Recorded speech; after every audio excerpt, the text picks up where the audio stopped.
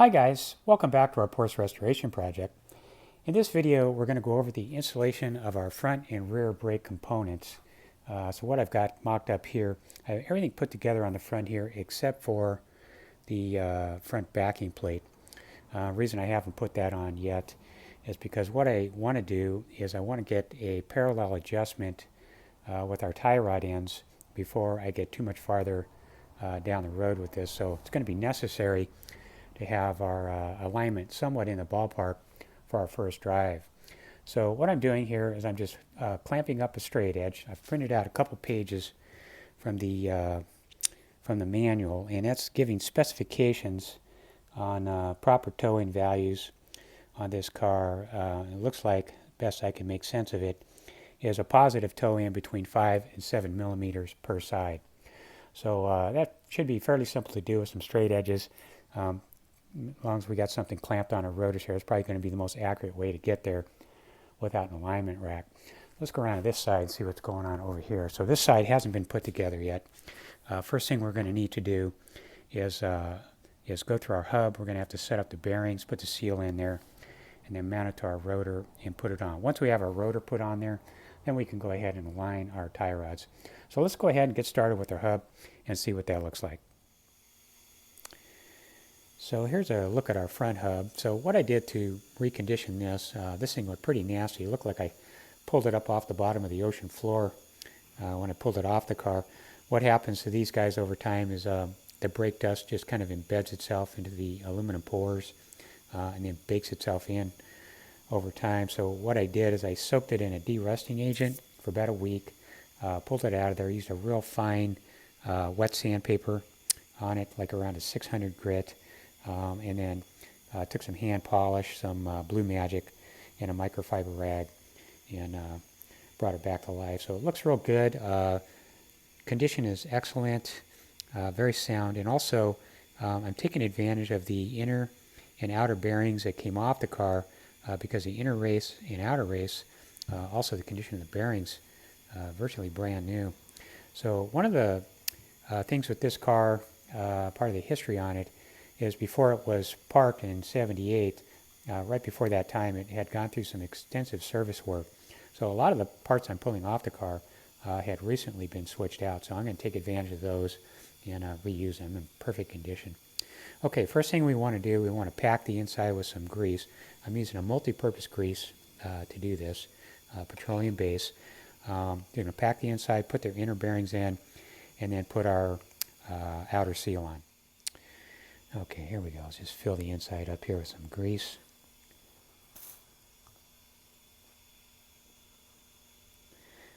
And we're just trying to get it in there for now, and then we can smooth it out and properly position it before we put it on our spindle. Okay, that looks like about enough on the inside to get us started. And then we're going to want to pack our bearings.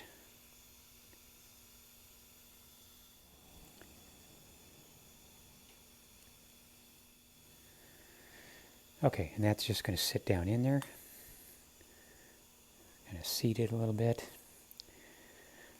All right, and then we're going to just clean off this inside edge here, a little denatured alcohol, because I want to press my seal in there dry.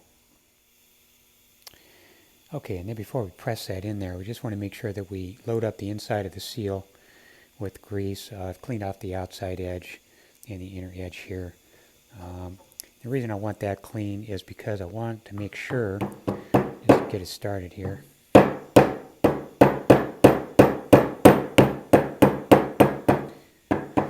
Also, you want to make sure you drift this in straight. If you had a press, that'd be perfect. I don't have a press here, so we'll just have to kind of massage it around. The reason I want to clean here, just to make sure we don't have any chance of the seal spinning down the road.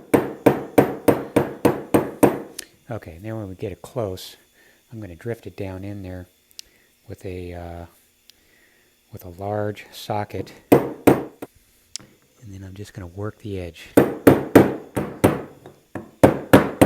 And you want to make sure if you're using a tool like this that you're not drifting it from the inside of the seal. You want to be on the outer edge.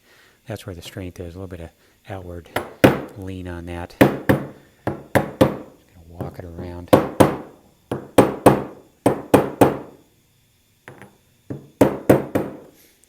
Okay, that's seated now. It should be just slightly below this lip here.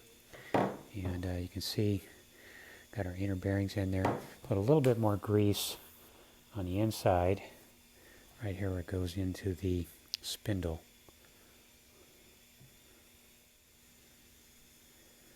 Make sure we get plenty packed down in there, because on the back side of this bearing, you don't want to have any air pockets in there.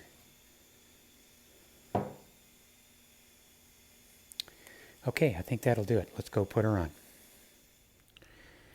Okay, so before we install our hub over our spindle, we're going to need to install our brake rotor to the hub. That just sits on the back like that. Then we put our bolts through the back side. No washer under their heads. Just put those in there. And then the outside finish look will be Loctite on the threads with our nuts on the outside here. And then underneath those nuts will be a wave washer. 16.6 pounds torque on those. So then packing the outer race here, as you can see, with enough area to clear through our spindle. Also loading up our spindle, kind of priming that, and then the back edge area where our seal is going to seat there, and then packing our front outer wheel bearing. Okay, and then just sliding it in place.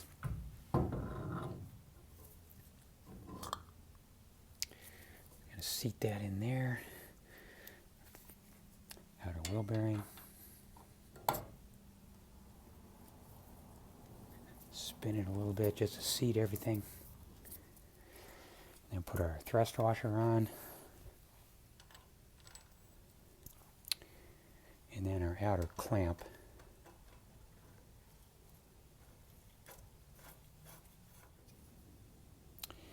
And then last, we want to do our bearing adjustment. So what we're doing, we're just tightening down this clamp hand tight until it stops against our thrust washer here. Then we're going to spin everything front and back, make sure it's all seated, that grease moved around, and then recheck position of this, make sure it's stopped right up against our washer. If everything feels good, we don't have any shimmy or any kind of wiggle in there, the right setting is if you can just move that thrust washer with a screwdriver. That should have just a slight bit of movement in there. If this is seized up, then you're too tight. Okay, 10.5 pounds on this nut, and let's go ahead and move on to our brake caliper. Okay, and then before we install our caliper, we're going to want to make sure our pistons are drawn up flush to the inside. Best way to do that, just take a small clamp and tighten it down and bring them in flush. And then a little Loctite on our bolts and new wave washers.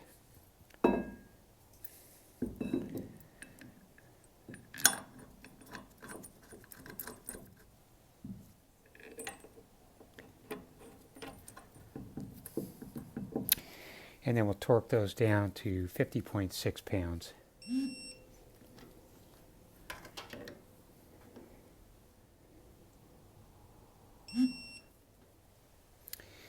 Next, we'll slide our brake pads in.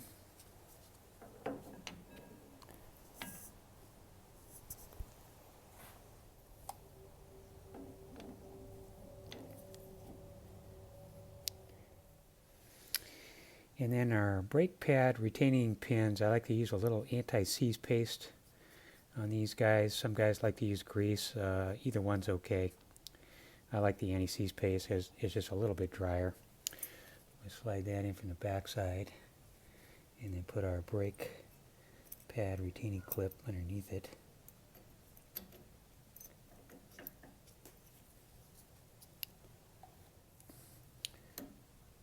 Next one in.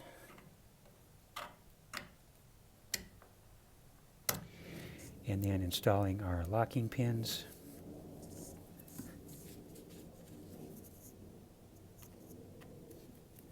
Okay, pads are in place. So next we'll put our hardline in, and I'm putting just a little bit of red rubber grease on our threads here before we thread it in. Our tensioner clip in place. and just hand tight on these until we get both ends in place. Just snug on that, and then 14.5 pounds on our banjo.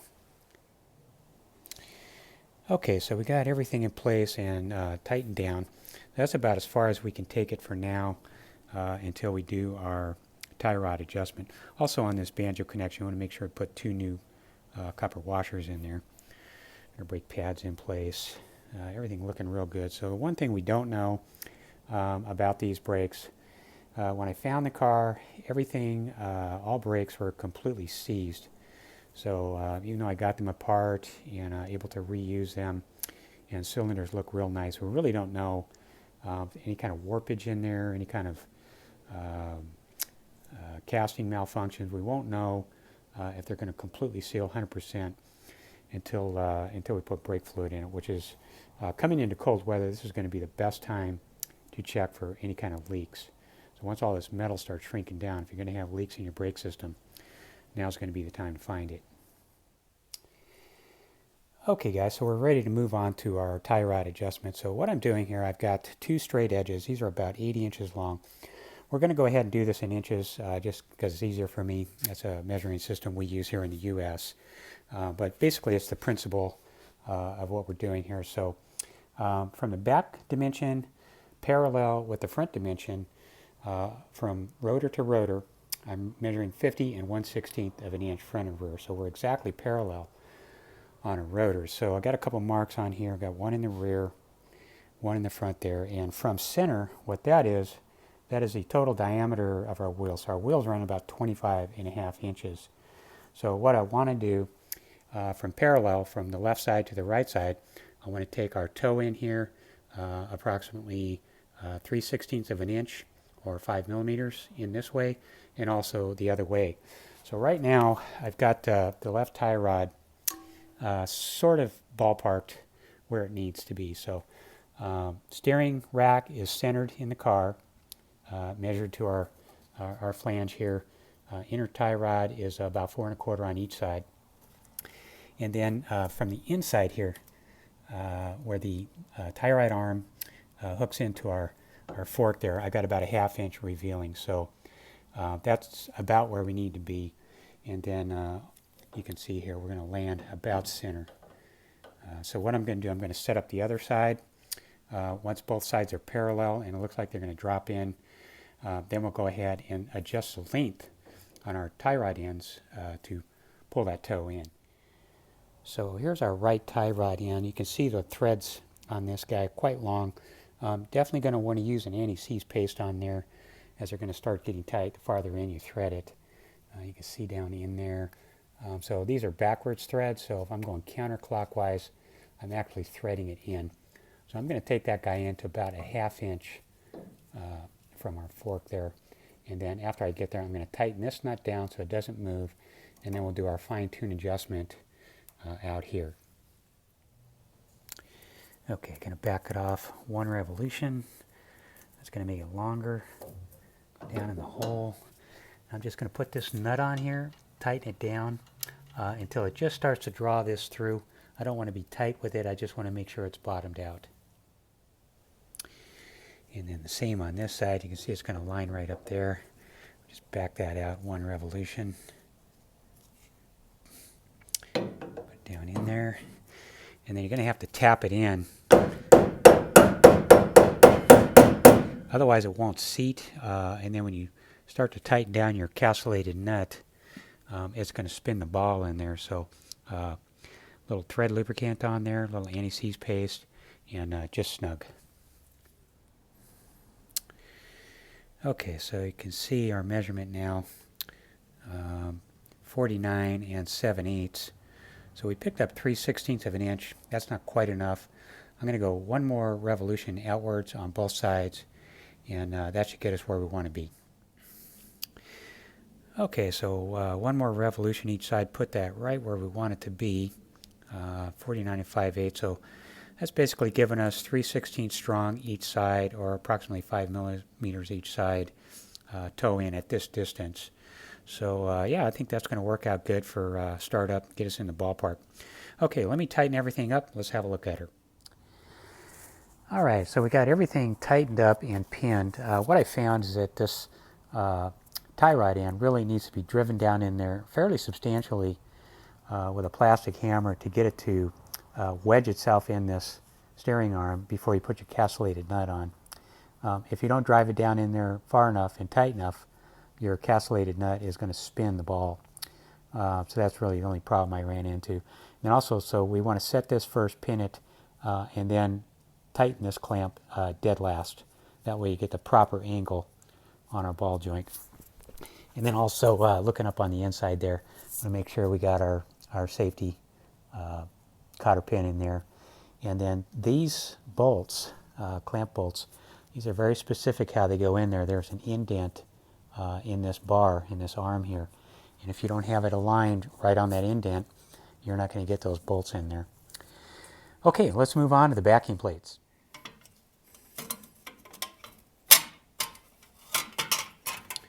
I'll sit up against here like that. And then 4 bolts on the back side, wave washer and Loctite.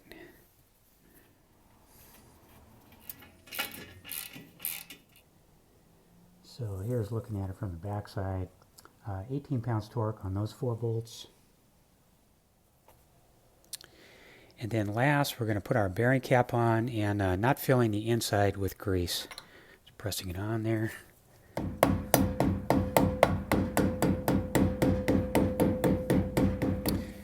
Okay, that should do it for the front. So before we move on to the back, let's just take a quick look, see how we did. And then also, just for fun, I want to throw a couple pictures in here and just take a look at what this area looked like before the restoration.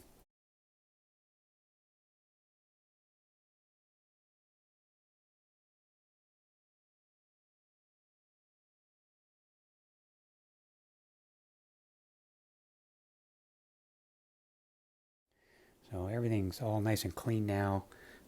Bearings seem to be real smooth. Everything's in place. Hopefully we don't have any leaks with these guys. And then just double checking everything on the bottom side, making sure all our tie rod bolts are tight. We got our cotter pins and our castellated nuts. Looking it over real good. Make sure we're 100% complete. Okay, so that finishes up our front brake set. Let's take a look at our rear layout here. Here's all our parts and pieces laid out. Really the only thing here that takes any time at all is just going to be these handbrake tensioner clips and spring. Just get them in place and trying to tie them together is really what takes the most time. Other than that, just a few minutes you can have this whole side assembled. So let's go ahead and get started on this handbrake cable and see how that works. So before we get started on our rear here, the first problem we're going to run into is I replaced our handbrake cables with some replacements from Porsche. Real nice quality. The only problem I ran into is the thread pitch on the end of this new replacement cable is different than the original castellated nut. So this is much finer thread here. The actual thread pitch on our replacement cable is 6 millimeter by 1.0. So I'm just going to go ahead, take this in the shop, retap that, and then we can get started. And then on the other side here, you can see this pre-assembled area here. So we have a sleeve that slides over the handbrake cable for adjustment. Where that passes through the trailing arm, you can see I put a little rubber grommet in there to stop the vibration and potential rattle in there. However, there wasn't any evidence that there was ever anything on this car from when I took it apart. Maybe there was something on there, maybe it got lost, taken off in servicing, or never made it on from the factory. I did find a sketch in the manual showing that particular area. Whether that's a plastic bushing or rubber grommet, I have no idea, and I haven't been able to find any information on that part at all. So what I'm doing is I'm just using a rubber grommet, cutting a small section out of there, and here's the size I'm using, and just hopefully that's gonna work. If for some reason it doesn't work, we can always just pull that guy out of there. Okay, so I got the brake cable just kind of mocked up here. There's a definite order in which this goes on the inside. This is the direction of the inside clip. The bends will be pointing this direction. Then we have a little washer that hits up against this area here. This is like a stop and then your sleeve will hit up against the washer like so. That's how that's going to work. So I'll pull this off of here for now. I'll go ahead and thread it on the inside and catch the clip on the inside. Then once I'm through that one, then we can work to the outside. Let me go ahead and wrestle with that, and then we'll take a look at it from the other side. Okay, so after about 45 minutes of wrestling with the inside one, finally got it in place. That's definitely going to require a lot of patience and small hands to get your fingers in here and work that inside clip. Got to really make sure it's hooked onto these two studs. Okay, so then once the inside one's in place and we're threaded up to this point, we can clip the first one in down here, and then the top one, just taking a screwdriver and just slightly bending. There you go. Get that in there. Okay, now put a cotter key in there and then we should be good. Okay, so we got our cotter pin in place, and just a word of caution on this area here before we move on and put our disc in place and start putting our caliper on and buttoning her up. You really want to double check, make sure your clips are completely seated, springs in place, got your washer on the back side of this sleeve here, and everything is just right. If for some reason you need to get back in there and try and fix something later, you'll have to completely take apart the caliper, pull the disc off again, and yeah, it's just really going to be difficult to get in there. So double check before you close her up. Okay, let's get the disc and slide her on. Okay, so before we slide our disc on, so I've already pre-adjusted the shoes here. I've expanded these shoes all the way outward until they're tight, and then backed them off about 3 notches so that our disc slides on nice and free. We can always fine-tune it later. Basically, we just want to get it slid on there. Okay, put our 2 screws on there, and that should take care of that. Next, we'll put our calipers on, and then drawing in our pistons so that they're flush drawn in on both sides. Okay, just sliding it into place. Bolts with a little bit of Loctite on there and a wave washer.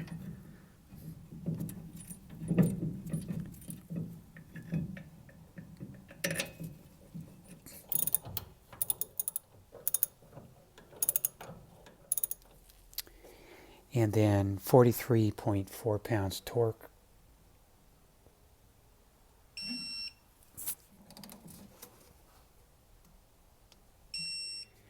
And then next we'll put our brake pads in.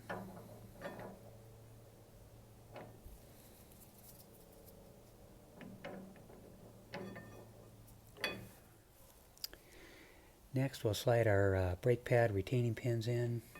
A little anti-seize paste on there.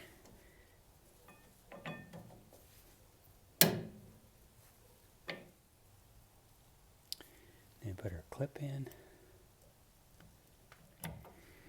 And then put our brake pad tensioner clip in. Pin.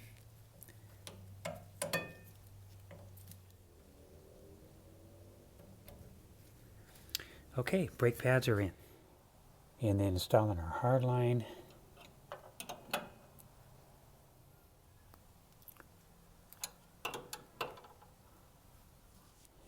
And then last, our backing plates.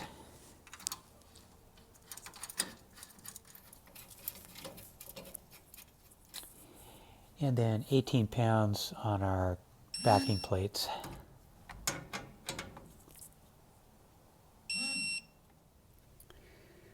All right, so that pretty much takes care of our back brakes. So we got our hard line coming out of our caliper, running up our trailing arm, and junctioning into our flex line there. And then also this sleeve here, this needs to move freely in here. So if our grommet's too tight in there, you're probably going to have some hang-ups with our handbrake. We'll adjust that out later once we get the handbrake in position. And then coming around to the front here, so you can see I have free motion, but if you can hear, there's still a little bit of shoes rubbing in there, so I'm still going to back those off, maybe 1 or 2 more clicks, and then they'll probably seat after we adjust the handbrake and after we do a little bit of driving. So yeah, everything nice and clean now, ready to go, ready to add brake fluid. Okay, so that's pretty much going to do it for the brakes. So from here, I'm going to bring Dad over here while this car is still on jack stands, and we're going to bleed the system. While it's on these jack stands, I can put boxes under all four corners, also lay some paper towel down, and lay some towel under the master cylinder. And in the cold weather here now, we're going to check for leaks. Probably leave it in this stage for about a month before we start sliding our wheels on here, as brake fluid is very caustic. So if we have any leaks in there, I want to make sure that the fluid is not going to damage any of our finishes. So cross my fingers and see what happens. Okay guys, well that's going to do it for this video. Thanks for tuning in, and we'll see you next time.